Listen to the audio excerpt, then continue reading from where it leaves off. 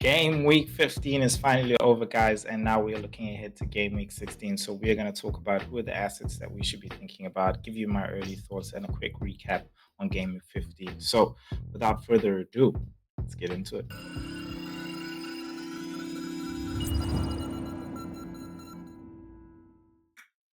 All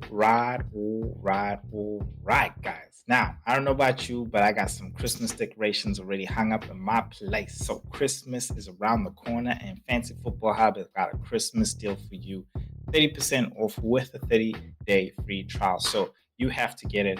Grab the link in the description below. This is the best time to do it when fixtures are heavily congested and you need to get those green arrows and you don't want to fall behind.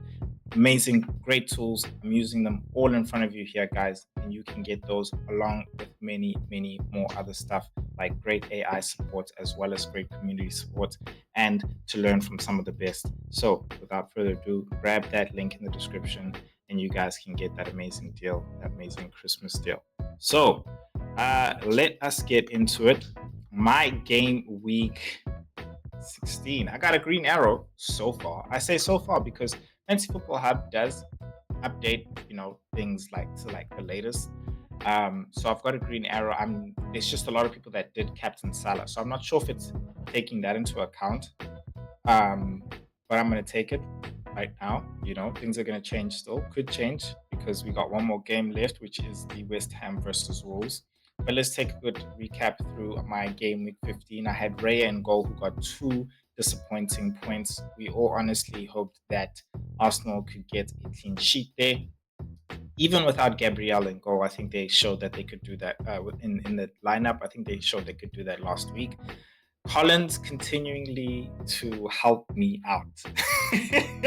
To help me out. Like I was stressing when I was like, okay, all my Liverpool guys are out, and these are like for me, my Liverpool guys, because Liverpool's flying, bro. They're my big hitters. I just brought in Gomez, and I was like, I ain't doing another transfer. Hell no, I ain't taking no hit. It ain't gonna help me. No. So Collins came in, he scored a goal, and yeah, man. I honestly, I think Brentford really surprised us with that 4-2. It was surprising because you expect a Newcastle, fine. Brentford's good at home, maybe a draw, but the way Newcastle's been flying a bit, you're kind of like, oh, okay, cool. But yeah, came through for me. 8-0 is still gonna play tomorrow. Saka and the boys, man. Hey, bruh. Hey, I'm an Arsenal fan if you don't know. But yeah, he didn't come through for me. Some of y'all captained him as well. And honestly, it wasn't a bad captaincy shot, but I don't think I'm surprised in the sense of how well Fulham defended. They were at home. They gave Arsenal trouble last season, both home and away. I would probably say they really did contribute along with Aston Villa to getting us out of the title run. In fact, getting us not to lose the title. So, yeah, it is what it is. Cole Palmer coming through. He's the man, to be honest, of the hour, who I believe gave me that green arrow. Because once he started scoring and assisting, bro, my ranks just started to shoot up. So honestly, happy. Ahmad also helping, a good differential coming through there. He's, like I mentioned, been ticking along very well despite the time he benched last week. I think he came on for like a 1-pointer, but when he starts, the guy's averaging like 5-6 points. So yeah, really happy he could come through for me. Rogers disappointing. He ticks on and off. Honestly, starting to consider a Enzo Fernandez, but we'll talk about that. Cunha gonna play tomorrow, so talking about Jackson now. Again, he was on the break a lot in this Chelsea game. He just didn't have the pace or know what to do with it. And even when he tried to hold it up, the guys would end up closing him down. And I was just like, bro, I feel like if he gets that ball on the break, he needs to look out wide to see who he can feed that ball to so that he can make the run into space. Had some great opportunities, didn't get it in, but I'm still confident enough to hold him based on his fixtures as well. It is really starting to become more of a debate now between him and Isak. But I feel like SPL is a hop on, hop off, and I feel like you could have been on Jackson 2 game weeks ago, and then been on these previous 2 game weeks. These current 2 game weeks that just went on now, you could have been on Isak, and it would have been a great hop on and hop off. So the tides could really turn again. So you never know. João Pedro continuing to disappoint, but the fixtures are still good. Great for his price that everybody got him for. So I think he's still going to be sticking around. In fact, the front three should still be sticking around, especially João Pedro and Cunha. Cunha at least until game week 18. That's when his fixtures turn. On my bench, of course, the Liverpool boys and Fabianski, who plays tomorrow, but not really somebody to talk about considering he's on the bench. Tempestuous C still at the top of the table, followed by Killer Squad. Dropping big time is Dallas Dominators down there. Pedro Porridge jumping up high, right behind Killer Squad. I see my man Annie D there as well, coming in, jumping up 3 spots. Stingers FC, Stinging, Green Arrow Gang coming in. And then I got Menu Shoes Son jumping out of nowhere. He was off the top 10. He's coming up. Marcel still consistent in being in the top 10, but he is also consistently dropping. So my man, you better watch out. And then team name updating, dropping 8, a record for me. I've never seen that. You are updating us for real now. 8 places down. Yo, bro, I don't know what the hell happened there, man, but I think it is captaincy. Honestly, that's really messed us up. So let's go to what I'm thinking about next game week. Let's go look at that. But before we do that, guys, I really would appreciate it if you would give me a like, and if you are really, really loving the content, then I would really appreciate it if you could subscribe. I am on the road to 500 subscribers. I'm here every week dropping 2 and now to 4 videos a week. So I'm really pushing it to 4 videos a week. I feel like it's just going to help the algorithm, and as well as boost up my channel and give you guys more great content. So I really, really would appreciate that. Thank you for everybody who has subscribed. Really, really appreciate that. So I'm gonna move on to my team now.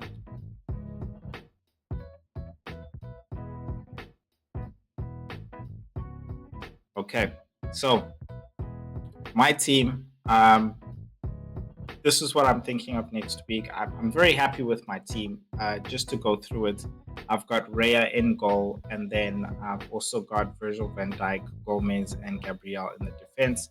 Gabriel is still flagged. I feel like, Teta's really not giving us anything, and I don't know if he is going to give us anything more than what he has. And we're just going to have to see this Champions League this game week. So we'll see during the midweek whether or not he is going to play. And then I think we can take it from there. But I wouldn't transfer him out considering he plays for a very good team. Yes.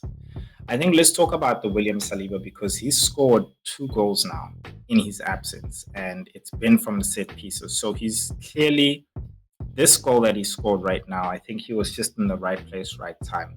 In fact, in both of them, he didn't make those like jumps to header it in and whatever and stuff like that, and header it in, like, score goals like Gabriel did. But he's scoring the goals which I always thought Saliba would actually score because of his positioning. He's always in and around right there by the goal. So if the ball drops, he can easily just hit it in. And I feel like that's what sort of happened in the first goal. A cross came in, and he was actually trying to get himself, cover himself, and hit his behind, and it went in. What do you expect from that type of positioning? The goal that he scored today was Havertz actually, I believe, trying to header it in, but then him being in the right positioning where he could just stick his leg out, and boom, goal. So he's in the correct positioning. I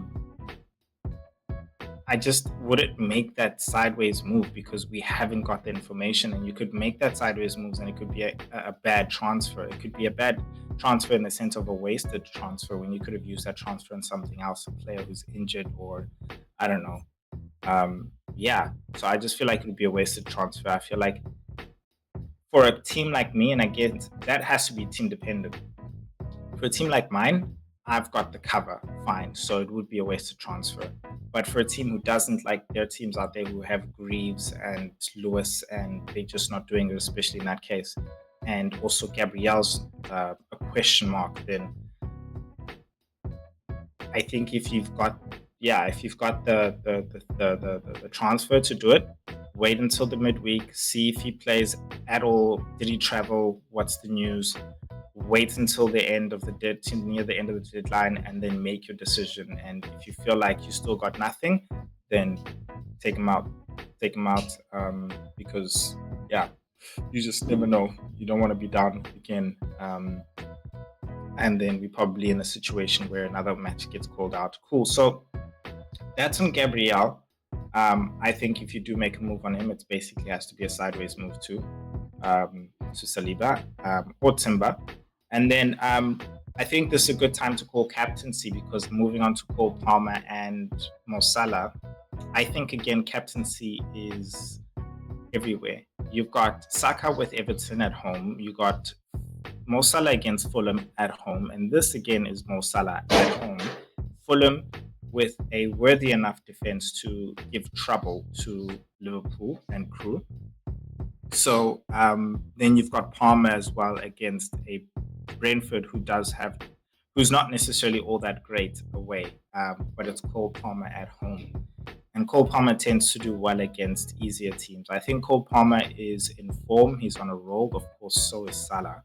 But he missed out on a game. He's had a good rest as well. He's going to be traveling in I think he's going to be traveling in the Champions League. So we'll see. For now, my captaincy is on Cole Palmer, who is predicted to score higher than Mo Salah. I think just because on his form. I'm going to see where the crowd lays, where the majority is, and wherever the majority is, I'm going to be honest with you, that's where I'm going to put it. I'm just going to stick it there, because in the end of the day, my strategy again is to move with the crowd, and that's where my team really is. I've positioned it in such a place where I want it to be really highly template, because I want to protect and move with the crowd if the crowd is moving up like today. I honestly think that the main captain was Cole Palmer, so surprised that I've got a green arrow, but wouldn't be surprised if its Fantasy Football Hub hasn't taken into consideration the switch in terms of people who left their captaincy on Salah. So I'm sure a lot of people vice captained Cole Palmer, but we'll see. We'll see at the end of tomorrow morning. Yeah. Tuesday. Yeah, Tuesday. And then Saka, not going to captain him for me. Happy he's going to be going up against Everton. Definitely will play. Rodgers, I am thinking between Rodgers and Ahmad. No.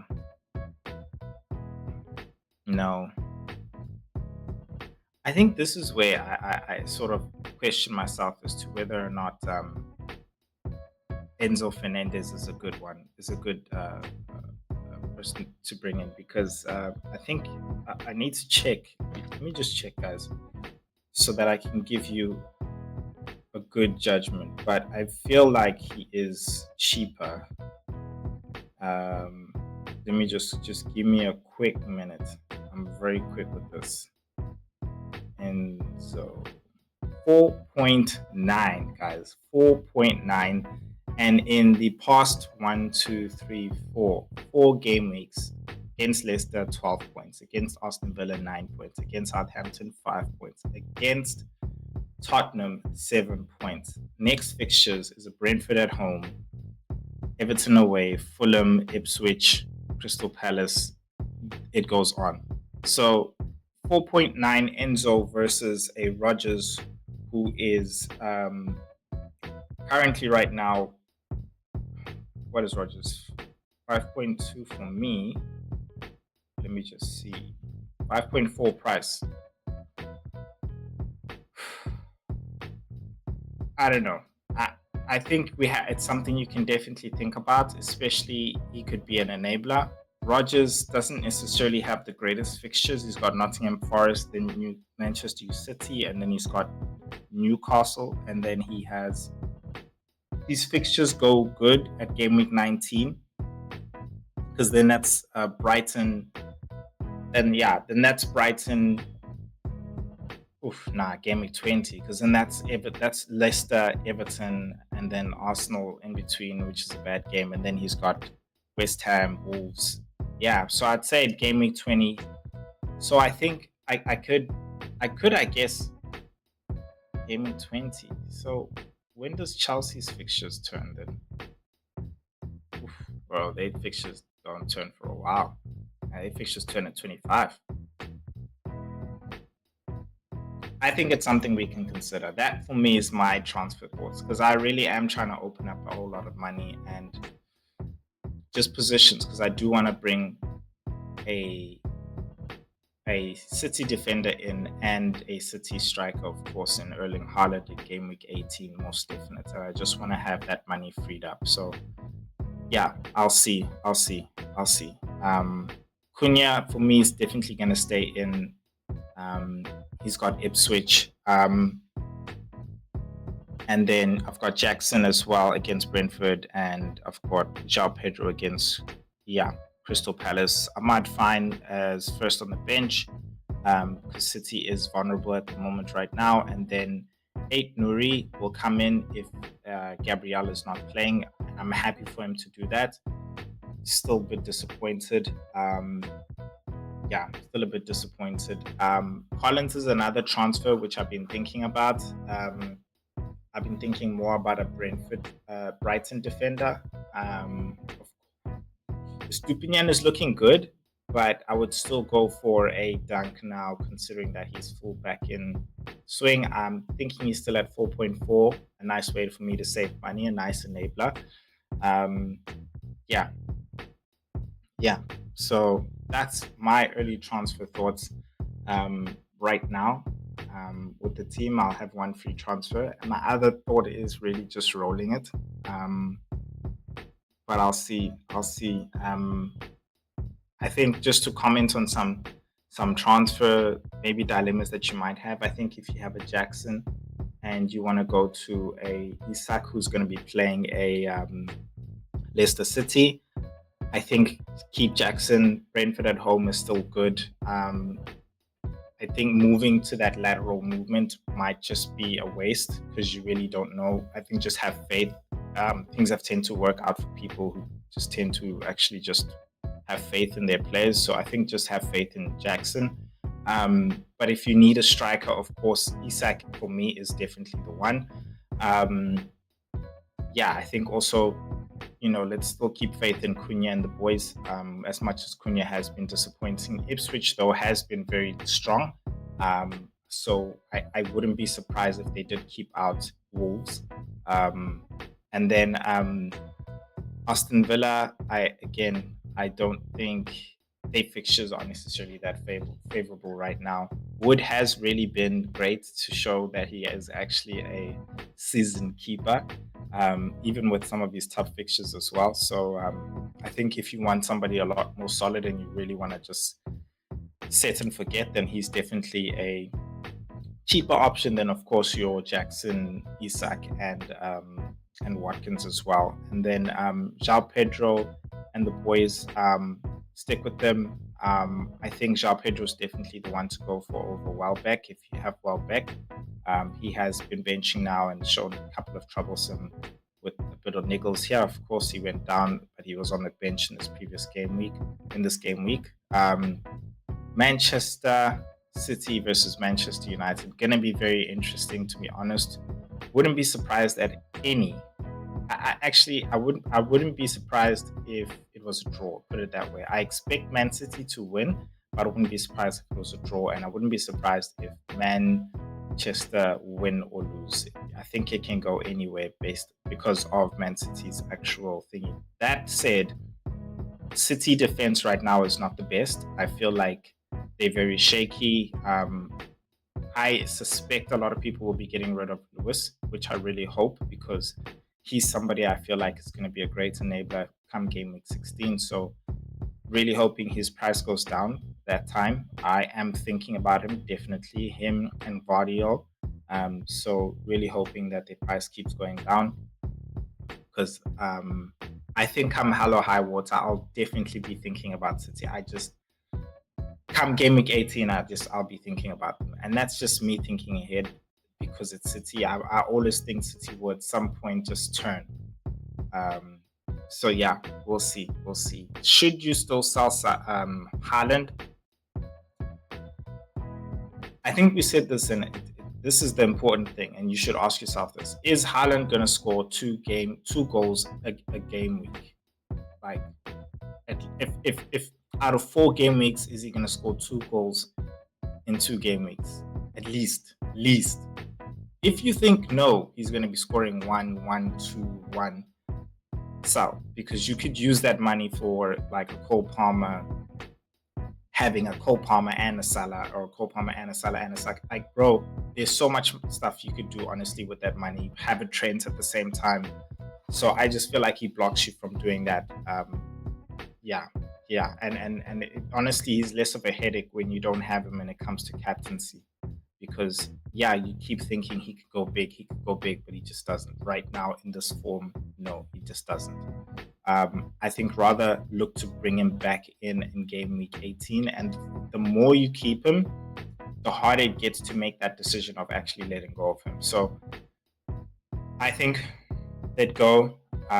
He does always score against Manchester City, so I'm not saying he's not going to score a goal, but it is a tough game anyway. Manchester United have shown unity as much as they lost against Thingy. They just proven to become a bit harder to beat than I think they were previously. So yeah, Chelsea, not much to say. I think I've mentioned Enzo. I think someone to think about is Jordan Sancho. He scored, and I think he also assisted, I think. But nonetheless, these past appearances that he's been making, really, really good. Pedro Neto is suspended, so I think Sancho will definitely be in there as well again. Mykhailo Mudryk is nowhere to be seen, so I feel like that flank, he could really own it. We'll see. And then Tottenham is Tottenham, guys. Like, I expect Southampton to walk away with a win here. I'm not even allowed to. Southampton has been troubling teams, like not making it easy, and they've just been losing. So I wouldn't be surprised if it was like a 2-1 win to Southampton, or a 2-2. Like, I let go of Pedro Porro because of this very same thing. Like, I just felt like at 5.5, I could be getting timber. So I think a sideways move, if you're thinking about that, letting go of Pedro Porro, do it. Like, absolutely do it. Don't even waste your time. Tottenham, you cannot even go into the defense. Strike force, they're just not consistent, and you don't know. Like, and the goals are everywhere. They're not even in straight Dominic Calvert-Lewin or Son. It's just on and off. So not worth it. West Ham, I think, because a lot of people have know that they've had their fixtures of turn of fixtures. But the problem there is, I mentioned this in my previous video, they just haven't been performing. So I think with that mentioned, you can't really consider them, because which asset are you going to be considering? There's Kudus, there's Bowen, but Paqueta's on penalties, but he's also benching. The striker, you're not sure if it's Fulcrook or Antonio, who's also been benching, and I think, again, it's just another thing of uncertainty. And in this period of the December period, you want certainty. So I think stay away from them right now. Definitely keep Flabianski, but he's really just your enabler as well. I thought in this period I would be actually taking chances of, rotating him with Raya, but I would rather not. Bournemouth disappointing in this previous game week. I think a lot of people are hoping to get a lot, but again, Ipswich as well. I feel like, in fact, Ipswich, Leicester, and Southampton are playing as if it's the end of the season, man. Like literally, that you would swear it's relegation battle already right now. So I feel like those games are not a sure in. Yeah, and I think that's just to add on to that question of whether or not Jackson versus Isak. I think in this game, I think Jackson would most likely score more because Leicester's definitely going to be, their guard is definitely going to be up as much as Newcastle's playing at home. So just watch out. But yeah, you guys let me know. What you think in the comments. I would really love to hear how you guys did in this game week. Who are the players you're thinking you should be bringing in? What do you think of Enzo Fernandez as a good enabler this game week? Would really love to hear your views in the comment section. And you know what to do. Please like the video if you really liked it, and if you love the content, most importantly, subscribe. I would really appreciate it. And I got some more content for you.